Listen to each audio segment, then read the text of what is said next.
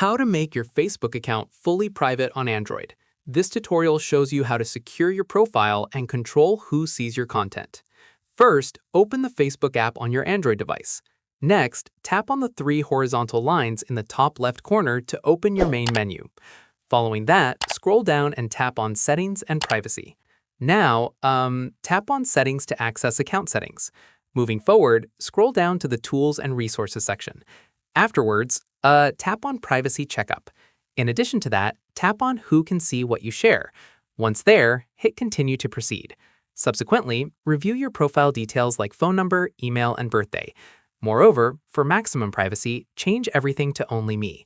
Afterwards, customize who can see your posts and stories by selecting your preferred audience.